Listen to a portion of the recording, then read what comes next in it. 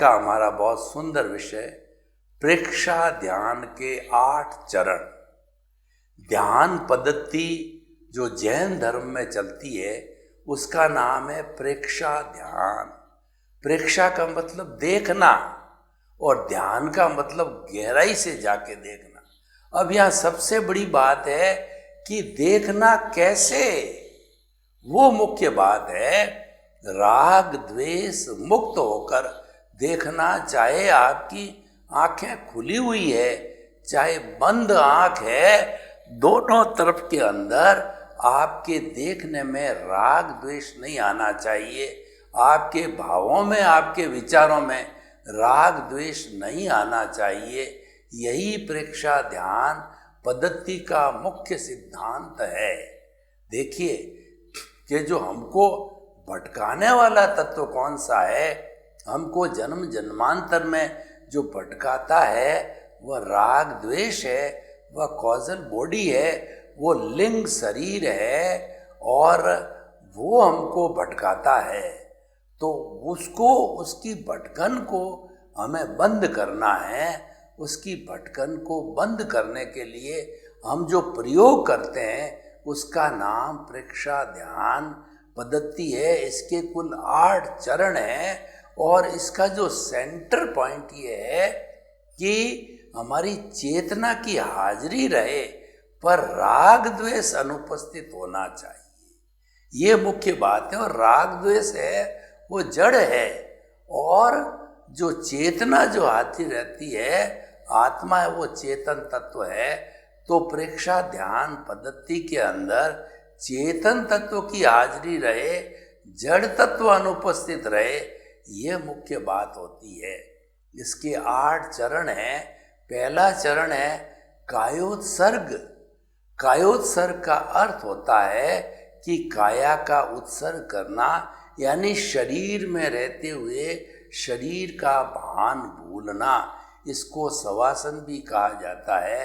8 चरण मुझे बताने हैं तो 8 चरण का मैं प्रयोग नहीं करा सकूंगा, क्योंकि एक एक प्रयोग 45 मिनट्स का है और कम से कम भी करें 5 मिनट भी करें तो सारा एपिसोड तो प्रयोग में भी चला जाएगा। अभी मैं आपको इसके सिद्धांत बताऊंगा और उसके चरण के बारे में बताऊंगा, उसके लाभ बताऊंगा और उसको कैसे किया जाता वो बताऊंगा।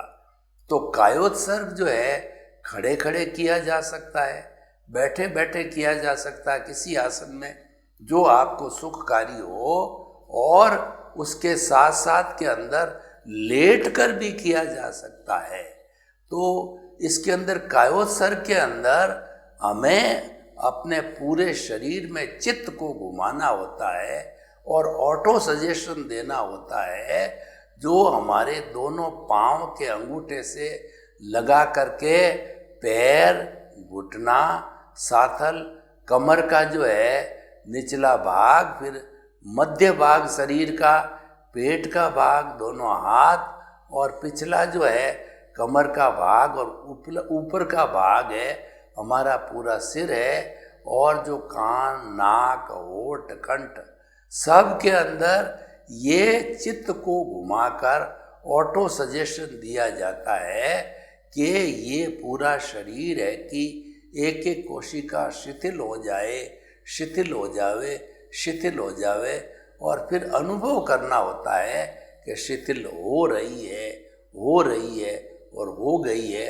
और हमको इतना हल्कापन महसूस होना चाहिए कि पूरा शरीर रुई की भांति जो है हल्का हो गया है और अपने स्थान से 1 फुट ऊंचा उठ रहा है। जब हम कायोत्सर्ग करते हैं इसका लाभ ये होता है कि कोई तरह की मानसिक जो है वो आदि हो, वो आदि दूर हो जाती है, शरीर हल्का हो जाता है, चिंता दूर हो जाती है और हम एकदम फ्रेश हो जाते हैं। हम अपने चित्त में और चेतना के अंदर खो जाते हैं। तो ये सारा जितना भी चित्त के माध्यम से एकाग्र करने का कार्य होता है, ये प्रोसीजर होता है, उसके अंदर कहीं भी राग द्वेष नहीं आना चाहिए। किसी भी जगह रुकें, कोई भी शरीर के किसी भाव में अकड़न जकड़न तनाव तो होता है, तो वहाँ पे हमको गुस्सा नहीं करना है, अहंकार नहीं करना है और किसी तरह का नेगेटिव थॉट नहीं लाना है। मात्र उसको देखना है, चाहे खुली आंख से देखो या बंद आंख से देखो। प्रेक्षा ध्यान के प्रयोग है सारे बंद आंख से किया जाता है, भीतर के जगत में किया जाता है, ऑटो सजेशन भीतर दिया जाता है। अतः जो है भीतर के जो है संसार में हमको राग द्वेष को बिल्कुल बाहर ही छोड़ देना है, भीतर उसको एंट्री नहीं देनी होती है। तो इसके बड़े लाभ है कि हमारा शारीरिक स्वास्थ्य और मानसिक स्वास्थ्य प्राप्त होता है, उलझनों से दूर होते हैं और कैसी भी परिस्थिति जो कि हमको आर्त ध्यान में ले जाती है तो उससे हम धर्म ध्यान के अंदर आ जाते हैं। ये तो हो गया हमारा जो है पहला कायोत्सर्ग और दूसरा अंतर यात्रा। अंतर यात्रा को दूसरे धर्म वाले कुंडलिनी जागरण कहते हैं। तो इसका मुख्य काम क्या है कि हमारा जो रीढ़ की हड्डी का जो निचला भाग है और रीढ़ की हड्डी के अंदर स्पाइनल कॉर्ड चलता है, जो कि हमारे एक सिरा सहस्त्रसार में होता है, दूसरा सिरा शक्ति केंद्र में होता है।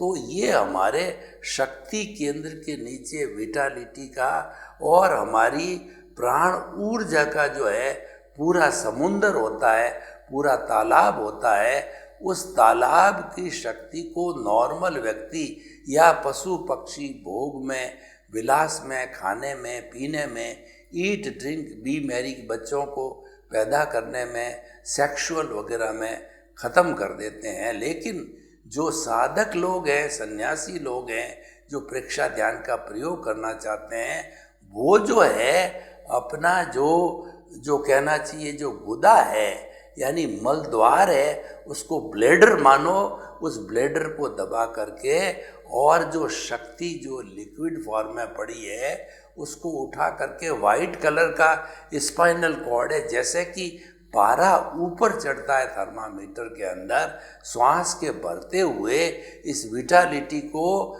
जो है स्पाइनल कॉर्ड के जरिए ऊपर उठाया जाता है और श्वास के भरते भरते सहस्त्रसार में छोड़ दिया जाता है और फिर उसी रास्ते से श्वास के छोड़ते हुए नीचे आते हैं और वापस जो है हम जो है रीढ़ की हड्डी का निचला भाग जो हमारा शक्ति केंद्र वहाँ आते हैं, फिर गुदा को दबा करके श्वास को भरते हुए फिर शक्ति को स्पाइनल कॉर्ड से उठाते हैं, पारा ऊपर चढ़ता है, सहस्त्रसार में छोड़ देते हैं और श्वास को जो है छोड़ते हुए हम फिर नीचे आते हैं। ये बार बार बार बार की जाती है तो हमारी नीचे का जो हिस्सा वो शक्ति सारी सहस्त्रसार में आ जाती है, वो हिस्सा खाली हो जाता है या आधा हो जाता है और ये सारी शक्ति जो है ये हमारा ज्ञान केंद्र होता है।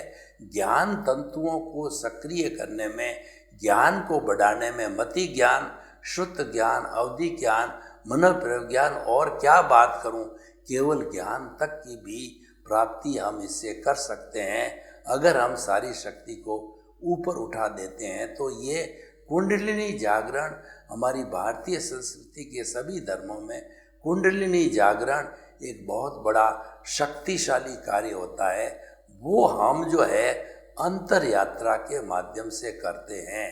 और तीसरा जो चरण है वो है हमारा श्वास प्रेक्षा। दोनों नथुनों के जो भीतर श्वास आती और जाती है और हमने चित्त को जो है दोनों नथुनों के बीच में नाक की इस जगह पर इकट्ठा करते हैं और हम देखते हैं कि श्वास आ रहा है, जा रहा है, तो हमें थोड़ा प्रयास करके उस श्वास को लंबा करना होता है, लंबा खींचना होता है। लंबा श्वास, गहरा श्वास, लंबा श्वास, गहरा श्वास। श्वास को लंबा करो 5%, 10%, 15%, 20%। रोज प्रैक्टिस करते करते समतल श्वास को जब हम लंबा करने लग जाते हैं तो इसके अंदर एक बहुत बड़ा मिराकिल होता है, एक जादू होता है कि नॉर्मल व्यक्ति जो है वह 1 मिनट के अंदर 16 सांस, 1 सांस equal to exhale plus inhale, श्वास निकली और श्वास आई है, उसको एक स्ट्रोक कहते हैं। तो उस स्ट्रोक के अंदर श्वास जो है 16 लेता है, लेकिन व्यक्ति जो है वह अगर ये लंबा करता है तो ये 16 से घट के 14 हो जाती है, 12 हो जाती है, 8 हो जाती है। और बड़े बड़े साधक होते हैं जो 1 मिनट में एक सांस लेते हैं, वो समाधि की अवस्था तक चले जाते हैं, वो महापुरुष होते हैं। और वो जो है वो निरालंबन ध्यान की स्थिति के अंदर, वो शुक्ल ध्यान की स्थिति, बहुत ऊंची आत्मा पवित्र होती है, महान सन्यासी साधु होते हैं वो कर पाते हैं। लेकिन नॉर्मल व्यक्ति अगर 16 से 12 तक भी आता है तो उसका इमोशनल कॉन्सेंट होता है, उसके क्रोध, अहंकार, माया, लोभ है, वो सब डाउन आ जाते हैं, उसमें बहुत बड़ा परिवर्तन आता है। ये समता की साधना है, ये समता की साधना मुक्ति की साधना है। यानी आप अगर मुक्ति को जाना चाहते हो तो श्वास प्रेक्षा करो। इसके और भी बहुत से प्रयोग है, अनुलोम है, विलोम है, और जो है आपका जो है कहना चाहिए कि चंद्र नाड़ी से लेकर के सूर्य नाड़ी में निकालना, ठंडक पैदा होती है। सूर्य नाड़ी में से लेकर के श्वास को चंद्र नाड़ी में निकालना जो है, उससे जो गर्मी मिलती है, एक ही तरफ करने से सर्दी होती है, गर्मी होती है। और भस्त्रिका की जाती है, कपालभाति की जाती है। सांस के कई प्राणायाम के जितने प्रयोग है वो श्वास प्रेक्षा के अधीन आते, वो किए जाने चाहिए। इससे हमारा सबसे बड़ा जो शारीरिक स्वास्थ्य, मानसिक स्वास्थ्य मिलता है, बहुत सी बीमारियां ठीक होती है। और सबसे बड़ा है हमारी इमोशंस, जो नेगेटिव थॉट्स है वो नियंत्रण में आते हैं। क्रोध, मान, माया, लोभ नियंत्रण में आते हैं। वही जीवन का सबसे बड़ा लक्ष्य है। उसको ही न्यूनतम करने के लिए व्यक्ति संन्यास में जाते हैं, बड़ी बड़ी साधना करते हैं, जो कि ये श्वास के माध्यम से सहज की जा सकती है। और चौथा है शरीर प्रेक्षा। शरीर प्रेक्षा में क्या है कि पूरे शरीर को भीतर से देखना होता है। हम अपने चित्त को जो है पूरे शरीर में धीरे धीरे घुमाते रहते हैं, दोनों पैर के अंगूठे से लगा करके पे जो है वो पंजा, एड़ी, फिर जो है दोनों पैर, फिर घुटने, सातल से धीरे धीरे धीरे घुमा करके, और शरीर की हर कोशिका पर रुकते रुकते ऑटो सजेशन दिया जाते हैं। वो क्या मालिक का राउंड चलता है, चेतना, चित्त है, वो चेतना की शक्ति है, वो राउंड निकालती है कि कौन सी जो है कोशिका जो है कमज़ोर चल रही है, शिथिल है।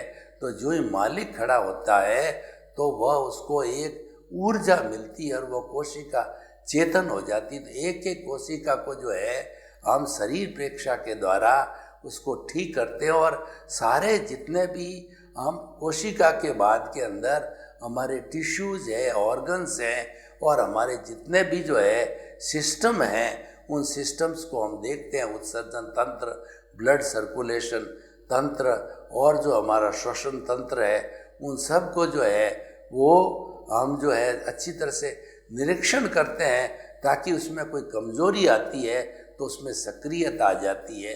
इससे शरीर है वो एकदम निरोगी बनता है। फिजिकल हेल्थ है और दूसरी हेल्थ भी साथ साथ में हमको मिल जाती है, मेंटल हेल्थ है, इमोशनल हेल्थ है। लेकिन कुल मिलाकर के हम शरीर के भीतरी एक एक अवयव की जांच करते हैं, पड़ताल करते हैं। तो ये जो है 4 हो गए। और 5वां जो है वो है हमारा चैतन्य केंद्र प्रेक्षा। 9 चैतन्य केंद्र खुद है, ये शरीर की चोटी का भाग है जो सहस्त्रसारी है, ज्ञान केंद्र है। और ये जो है हमारा यहाँ पर है, ये शांति केंद्र है। ये हमारा जो है वो जो कहना चाहिए ये तेजस, ये जो केंद्र है हमारा ज्योति केंद्र है, ये दर्शन केंद्र है, और ये विशुद्धि केंद्र है, और विशुद्धि केंद्र है, और ये हमारा भावधारा का केंद्र है। और उसके बाद ये तेजस केंद्र है। उसके बाद में लिंग के पास का जो है वो शक्ति केंद्र है। रीढ़ की हड्डी के नीचे वाला स्वास्थ्य केंद्र है। तो इस तरह से ये 9 जो ऐसे केंद्र हैं जहाँ हमारी जो चेतना सघन रहती है, चेतना की उपस्थिति हाजिरी ज़्यादा होती है, तो हम ध्यान के द्वारा इन चैतन्य केंद्रों पर रुकते हैं और हम देखते हैं कि चैतन्य केंद्र एक्टिवेट हो रहे हैं। तो जब चैतन्य केंद्र एक्टिवेट होने लग जाते हैं तो हमारी चेतना एक्टिवेट हो जाती है। चेतना जब एक्टिवेट होती है तो फिर पीछे कुछ रहता ही नहीं है, क्यों? सारे शरीर के अंदर जो सबसे बड़ा बहुमूल्य प्रभु है, भगवान है, वो चेतना है। तो चेतना के जहाँ जहाँ ये मेन पॉइंट्स है वो अगर स्ट्रेंथन हो जाते हैं तो निश्चित रूप से चेतना का ऊर्ध्वारोहण होता है, चेतना में जागृति आती है, चेतना में प्योरिटी बढ़ती है और व्यक्ति के नकारात्मक भाव समाप्त हो जाते हैं और व्यक्ति दिव्य पुरुष बनता है।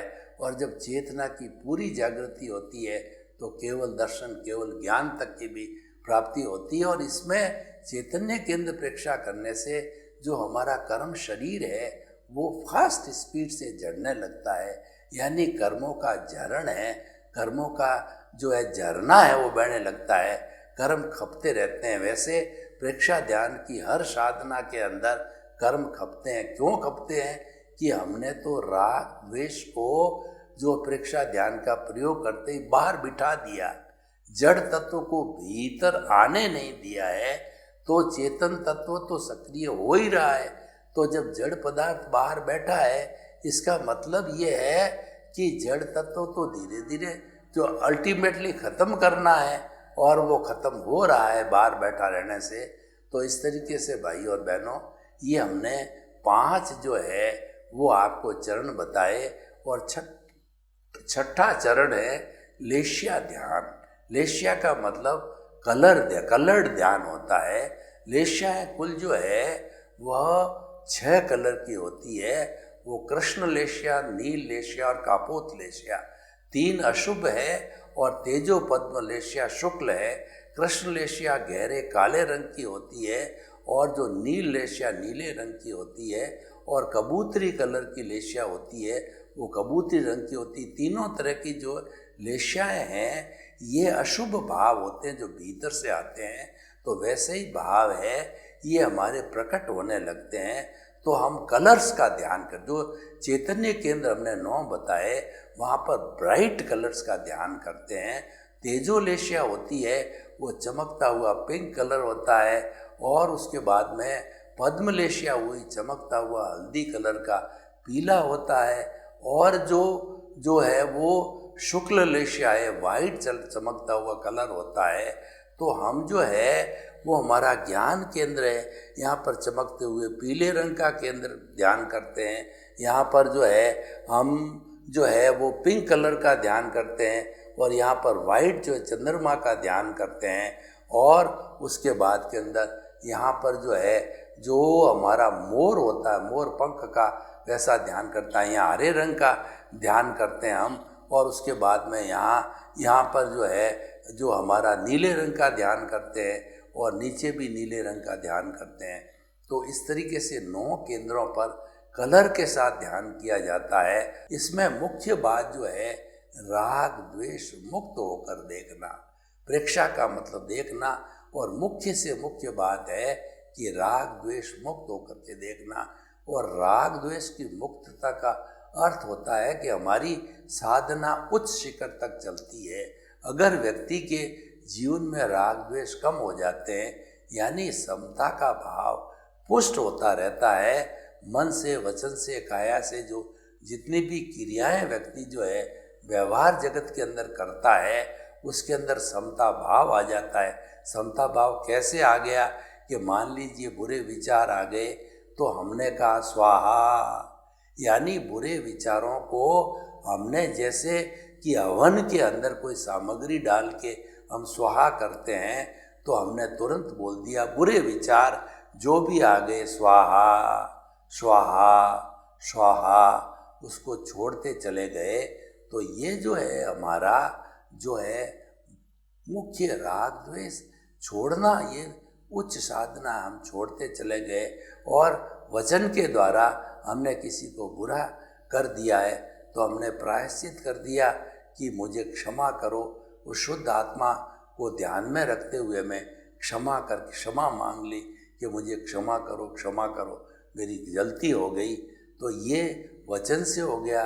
और काया मतलब शरीर से हमने किसी प्राणी को दुख दिया, तकलीफ दिया, उसको मारा, किया, पीटा वगैरह है, तो उस प्राणी से जो है प्रत्यक्ष रूप से हम क्षमा याचना मांगे, उसकी शुद्ध आत्मा से क्षमा याचना मांगे। और अप्रत्यक्ष आत्माएं होती है, वो आत्माएं सारी मूल स्वरूप की आत्मा व्यवहार है।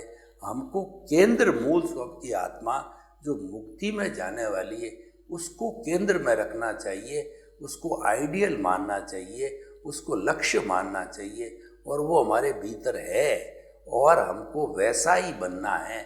इसीलिए जब कहते हैं मैं शुद्ध आत्मा हूँ, इसका मतलब मैं मुक्ति में जाने वाली प्योर आत्मा हूँ। और जो है बॉन्डेड तो है ही है।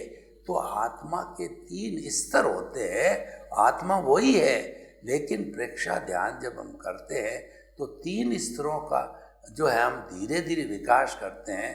पहला जो स्तर होता है वो होता है स्वार्थ की चेतना से प्रेरित हमारी बहिरात्मा। जो बहिरात्मा है वो मैं और मेरा के दायरे में रहती है। मेरा घर, मेरा परिवार, मेरा धन, मेरी दौलत, और जो है मैंने पिया, मेरे बैल ने पिया, हुआ डहे तो डहे, प्योरली स्वार्थ की है। स्वार्थ बुरा नहीं है, व्यक्ति के शरीर है, व्यक्ति के परिवार है, तो उसको स्वार्थ तो रखना ही पड़ेगा, लेकिन लिमिट के बाहर जाता है वह स्वार्थ जो है वह बुरा हो जाता है। जैसे अर्थ लिमिट के बाहर होता है तो अनर्थ कर देता है वो, उसी तरीके से लिमिट के अंदर स्वास्थ्य अच्छा रहता है। तो ये चेतना तो हो गई बहिरात्मा। जब हमको ज्ञानी पुरुष मिलते हैं, हमारा भाग्योदय होता है, तो उस ज्ञानी पुरुष के कारण जो है हमारा जो है पद बदल जाता है। जो बहिरात्मा में हमने कर्ता पद लिया था वही कद हमारी अंतरात्मा का पद बन जाता है, और हमको जो है ये आशीर्वाद मिल जाता है कि अब तुम अकर्ता हो गए हो, अब तुम जो है भाई जो अंतरात्मा से परमात्मा बनने की साधना करो, परमात्मा बनो। तो हम परमात्मा की प्रक्रिया के अंदर लग जाते हैं, और जो ही हम अंतरात्मा बने बहुत बड़ा मिराकल, बहुत बड़ा जो है परिवर्तन आता है। वो परिवर्तन क्या आता है कि हम अकर्ता बनते ही ज्ञाता दृष्टा भी बन जाते हैं। कि जो ऑटो मोड से हमारा भुगतान मन वचन काया की जो 3 बैटरियाँ पीछे से हम चार्ज करके लेके आए थे, फिल्म लेके आए थे जीवन भर, वह जो खुलती रहती है और वो डिस्चार्ज होती रहती है। तो ये जो हमारा क्रम चलता है, उसके बाद में हमारा जो अभी हमने जो अंतर यात्रा का प्रयोग बताया, कुंडलिनी जागरण का बताया, तो इसका अर्थ क्या हुआ कि हमारी दिशा ऊर्ध्वगामी हो जाती है, हम ऊपर की ओर जाने लग जाते हैं, विकास करने लग जाते हैं। तो वो हमारा जो है ज्ञाता दृष्टा भाव, स्वरूप में रमण करने का भाव बढ़ जाता है। तो कई चीज़ें एक साथ, अकर्ता, ज्ञाता दृष्टा और भेद विज्ञान, जड़ और विज्ञान का भेद विज्ञान हो जाता है, और हम हमारी जो शुद्ध आत्मा है उसके पाले में आ जाते हैं, उसके साथ जुड़ जाते हैं और उसके मय हो जाते हैं। जब हमारा पूरा जीवन केवल चेतनामय हो जाता है, जड़ है उससे अलग हो जाता है, एब्सोल्यूट अलग हो जाता है, तो वो हमारी प्योर फॉर्म होती है। और उस प्योर फॉर्म को प्राप्त करना ही हमारा इस जन्म का और आने वाले जन्मों का उद्देश्य है, और वही सनातन सत्य का हमारा उद्देश्य है, शाश्वत सुख की प्राप्ति करना। तो इसीलिए आप सबको शाश्वत सुख मिले, उसकी नींव लगे, इसके लिए हमने ये प्रेक्षा ध्यान के प्रयोग करवाए हैं। सर्वे भवन्तु सुखिनः, सर्वे सन्तु निरामया। लोक के सब जीवों को सुख मिले, शांति मिले, आनंद मिले, प्रेम मिले, सौहार्द मिले, और सबको मुक्ति मिले। आपके प्रति मंगल भावना।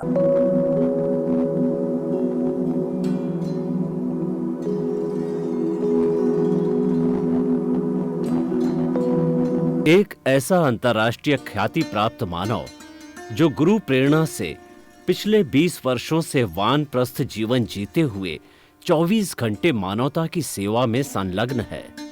एक ऐसा मानव जो अभी राष्ट्रीय, अंतर्राष्ट्रीय टीवी चैनलों पर 7,500 एपिसोड के माध्यम से सनातन सत्य, आत्मविज्ञान एवं पुनरुत्थान व्यवहार एवं निश्चय जगत के जीवनोपयोगी विषयों पर हृदय स्पर्शी प्रवचन कर चुका है।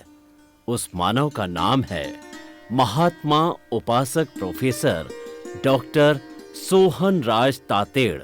प्रोफेसर तातेड़ द्वारा योग, दर्शन, शिक्षा विषयों पर रचित पीएचडी स्तर के 250 शोध ग्रंथ भारत के 100 प्रतिष्ठित विश्वविद्यालयों में शोधार्थी पढ़ रहे हैं तथा वे सभी शोध ग्रंथ वहां की सेंट्रल लाइब्रेरियों में उपलब्ध हैं। महात्मा सोहन राज ने अभी तक हजारों स्कूलों, कॉलेजों, विश्वविद्यालयों एवं संस्थाओं में सेमिनार, वर्कशॉप, कैंप लगाकर लाखों विद्यार्थियों को योग, दर्शन, शिक्षा का प्रशिक्षण देकर उन्हें सुसंस्कारित किया।